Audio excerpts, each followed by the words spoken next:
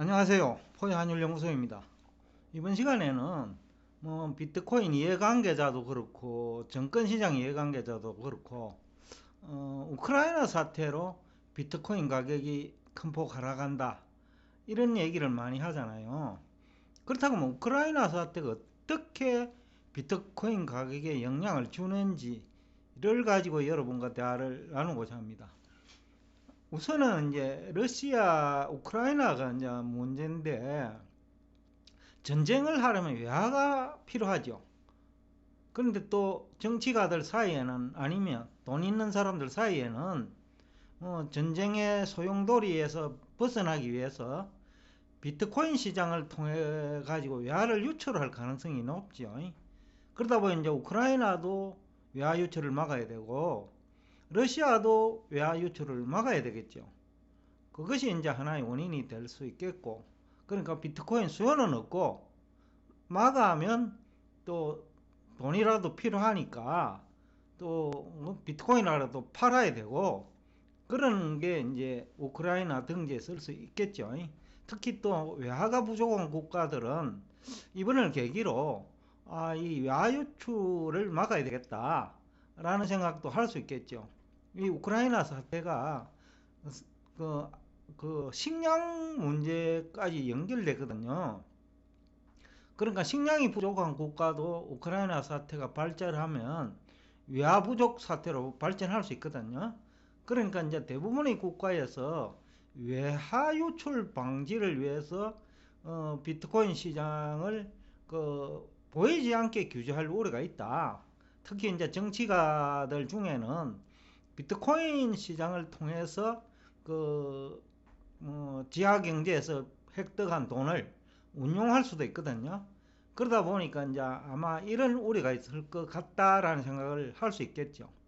그 다음에 이제 우크라이나에서도 비트코인 채굴을 하고 있으니까 여기서도 이제 큰 문제가 될 수 있겠고, 그 다음에 이제 미국 정부가 비트코인 규제를 하는데 과연 우크라이나 사태와 관계가 없을까? 라는 의문을 우리가 한번 제기해 볼 수 있겠죠. 왜냐하면 미국 입장에서는 비트코인 시장을 통해서 또 러시아나 우크라이나로 돈 들어가는 것을 또 막아야 되겠죠.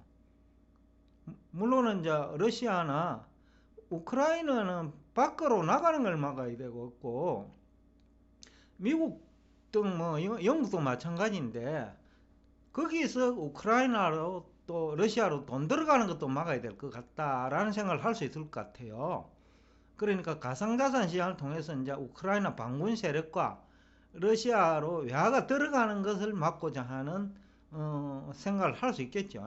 그것도 하나의 원인이 될 수 있을 것 같다. 그 다음에 이제 우크라이나 사태가 나스닥 지수 하락에 영향은 불가피하잖아요. 특히 이제 미국 정부 입장에서 반도체 수출 제한 내지는 규제를 하려고 하니까 결국 나스닥 시장에 영향 주는 거예요.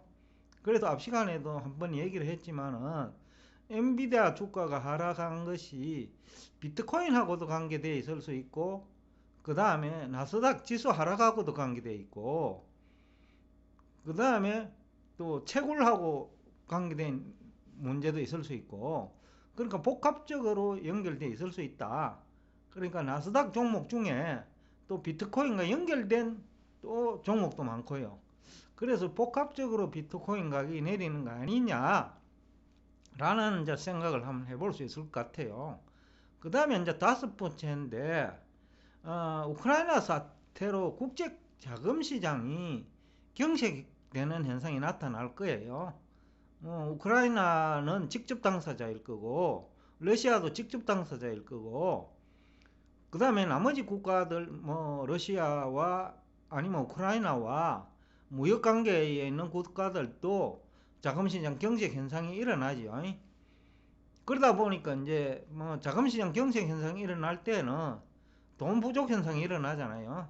그러니까 비트코인에 돈 묻어 놓은 사람들도 돈이 필요하고, 또 비트코인 시장으로 갈 돈도 부족하고, 그래서 이제 가상자산 시장이 이제 검은 돈 유출 역할을 하는데, 그것을 이제 억제하는 효과가 우크라이나 사태 아니냐라는 추정도 해볼 수 있겠고, 그러니까 여러 가지 이유가 있다는 거죠.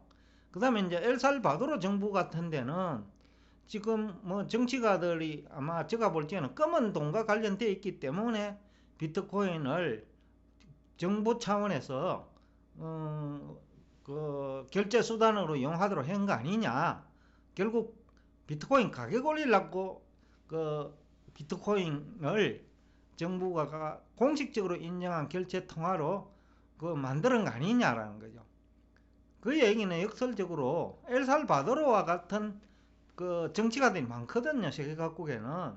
그래서 검은 돈을 이 기회에 어떻게 대응할까라는 고민을 할 거고, 그러다 보면 흔히들 우리 속담에 이런 얘기 있죠. 도둑이 제발 저린다라는 얘기가 있겠죠. 그러면 이제 뭐 자기와 같은 생각을 하는 사람이 있다고 생각하니까 또 비트코인 시장에서 돈을 빼려고 하겠죠. 그런 것도 있을 수 있다. 가격 하락으로 돼 있지만은 하여튼 이게 지하 경제와 연결된 시장인 만큼 복잡한 어떤 그 시나리오가 있다는 거죠. 더군다나 이게 실명 아닌 익명으로 거래가 가능하고 또 보호가 가능하다는 것이 이제 일반적인 인식이잖아요. 실제 보호가 되는지는 모르겠는데 미국 입장에서는 그것을 파헤칠 수 있다 하면 지난번에 실제로 미국 그 전력회사죠. 전력회사가 러시아 그 뭡니까 러시아 범죄 세력한테 그 돈을 주는 방법으로 문제 해결을 한 그런 사례가 있잖아요. 그 얘기는 뭐냐면 미국은 그 비트코인 암호를 풀어낼 능력이 있다라는 거죠. 그 얘기는 정치가들한테는 그야말로 공포지요. 그것이 어느 날 알려질 수 있으니까. 그렇다 하면 이거는 그 검은 돈을 운영하는 각국의 정치가들이 뭐 노출될 수밖에 없겠죠. 그런 것도 있을 수 있지 않을까라는 생각을 한번 해봤습니다. 그 다음에 이제 마지막으로 일반적인 상황인데 우크라이나와 러시아 뭐 나머지 관련 기업도 마찬가지인데 시장금리 급등과 비트코인 관계도 있다. 그러니까 비트코인 가지고 있다고 금리 이자 나오는 거 아니잖아요. 근데 금리가 높아지면 비트코인에 투자하지 아니하고 금리를 기대하는 사람도 있을 거고, 그러니까 복합적으로 연결되어 있지 않느냐라는 얘기가 가능할 것 같아요. 결국 정리하면 그 우크라이나 사태로 여러 가지가 복합적으로 얽히고 설켜 있기 때문에 비트코인 가격과 연결되어 있다. 이것이 그러니까 지하 경제와 연결됐는데 또 미국은 또 국가 차원에서 규제를 하려고 하는데 이게 오배일학일까 아니면 의도된 그 가상자산 규제팀을 만드느냐라는 거죠. 만약에 지난번 그 미국 전력회사가 러시아 그 범죄 집단을 찾아냈다는 그 자체는 이게 해독이 가능하다는 거죠. 쉽게 이야기하면 비트코인 시장 이해관계자들이 이야기하는 주장과 현실은 다를 수 있다라고 했을 때 이거 세계 검은 돈에 관련된 정치가들이 앞다투어 가상자산에서 돈을 뺄 수가 있겠죠. 또 검은 돈 공급도 안 되고 또 외화 유출 방지를 해야 되니까 당사국들도 있을 수 있고 하여튼 복합적인 것 같다.